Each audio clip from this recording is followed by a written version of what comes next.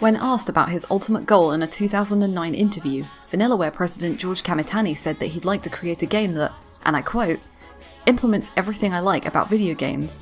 A little RTS, a little action, a decent story.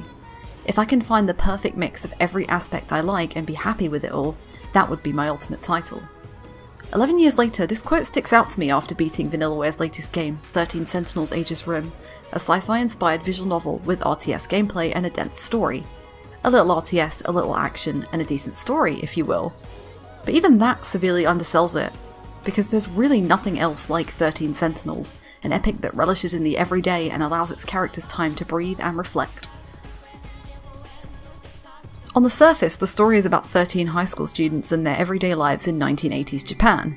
Each of them can summon a sentinel, a giant mech, and they must use this power to fight off the kaiju, an unknown force seemingly sent by an alien race that threatens the world as they know it. But even in the prologue, it's clear that things aren't what they seem. The opening section of the game cycles you through 7 of the 13 characters' prologues, swapping between visual novel and RTS gameplay segments. After this introduction, you can pick between 3 options on the main menu: Destruction, Remembrance, and Analysis.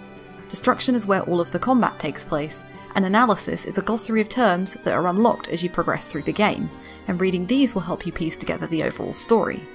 Remembrance is the adventure portion of the game, and where the majority of your playtime will go. The overall story is linear, meaning there's very little choice and very little you can do to influence the outcome of events, which works in the game's favour. Each character's story starts at a different point, though many of their stories overlap. Upon reaching the end of one path, you can either return to that character's story and explore another path on it, or move on to another character, and every single path of every single character has to be explored to get the full picture. The key to progressing is the thought cloud, where terms and character names are stored.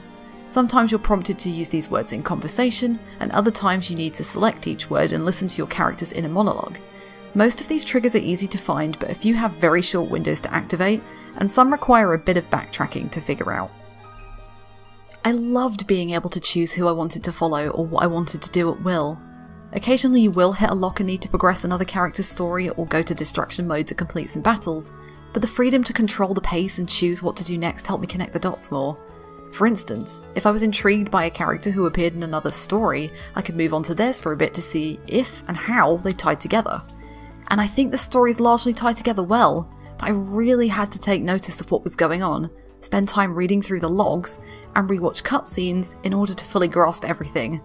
I like that the game doesn't go out of its way to spell everything out for you, but it's definitely overwhelming and sometimes impenetrable. A lot of this impenetrability melted away for me though because of the characters and how they interact with the world. I loved getting hot dogs and strawberry crepes with Iori Fuyusaka, who has nightmares about the future, because it filled me with warmth every time.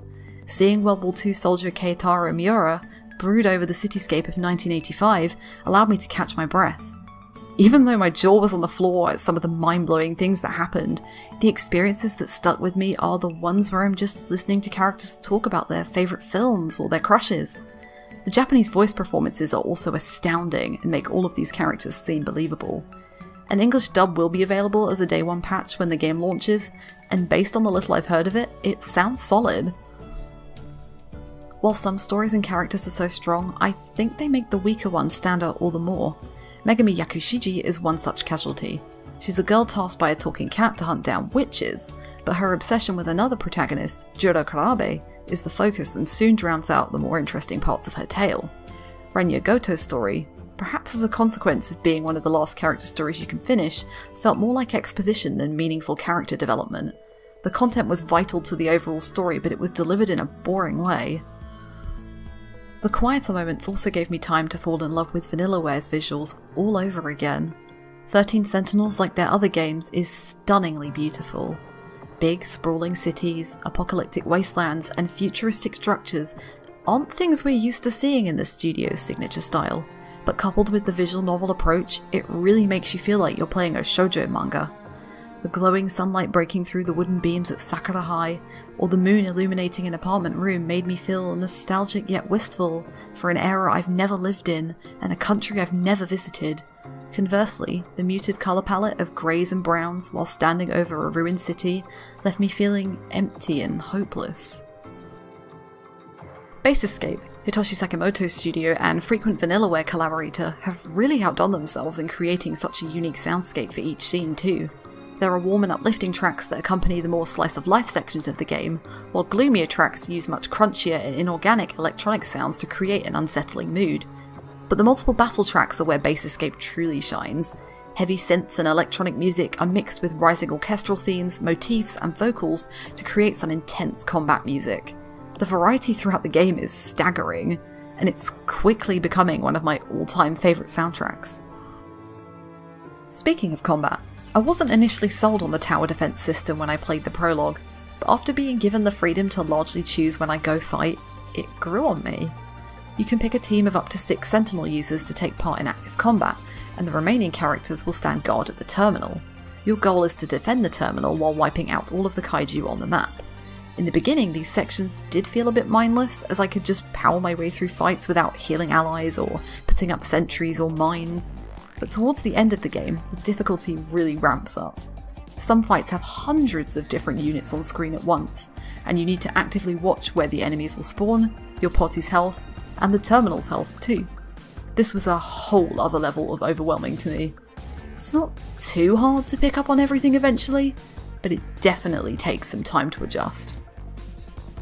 Each of the 13 characters level up and gain skills that are automatically activated in certain scenarios, such as putting 2 particular characters in battle together. You can also enhance your Sentinels by teaching them new attacks and upgrading their stats using meta chips, which you pick up throughout the story and from combat. The game doesn't really go into a ton of detail as to what each skill does, so you have to go through and read everything, which can be a chore. Working out what to focus on for each character and each generation of Sentinel takes a fair amount of time. First generation Sentinels are built for combat, so physical attacks and strength boosts are best, but when you have 3 of the same unit, it's a good idea to vary their skill sets in some way. Using the same character twice in the active party will make them go into brain overload, which means they will be unable to defend the terminal for a few rounds. Because of this, it's important to rotate your offensive and defensive teams and keep everyone's levels and skills up to date to prevent too many characters from being inactive at once. The real difficulty for me is identifying what enemy types are on the battlefield. Some kaiju are airborne, so you need to use EMP skills to pull them to the ground. Armoured kaiju need their shields to be penetrated, but sometimes enemy shields are managed by separate units, and then another wave might spawn and undo all your hard work. Because the visuals are so basic in these sections, you have to go by the shape of the unit. But when there's hundreds on screen at once, trying to single out a tiny unit on the field is a nightmare. By the end of the game, I did start having some fun because the different enemy types required a degree of strategy, and honestly, who doesn't love watching hundreds of kaiju explode on screen at once? Normal mode was doable for me, but if RTS really isn't your thing, there's an easy mode to help you get through these sections and just enjoy the story. Looking back at that 2009 interview again, I think I can safely say that Kamitani and Vanillaware have achieved their ultimate goal with 13 Sentinels Aegis Rim. It's clear that this game is so much more than just a little RTS, a little action and a decent story. It delivers a dense and gripping story full of twists that's grounded in its characters and smaller moments. Empathising with the cast and watching the revelations unfold through all of the different perspectives enamoured me to the game. It's a bold departure for the studio, one which seems impenetrable at first, but it's hard not to love a game where you can drink milk coffee from a vending machine one moment and then pilot a giant mech the next. I want to thank you so much for watching this video. How do you feel about Vanillaware's stark departure from its action RPG roots with 13 Sentinels Aegis Rim? Let us know in the comments below, and if you enjoyed the video, please leave us a like and subscribe to our channel. To stay up to date with our content, make sure you hit that notification bell too. You can also find us on social media and Twitch, and as always, for all of the latest RPG and adventure game news, reviews, features and more, be sure to visit us at rpgfan.com.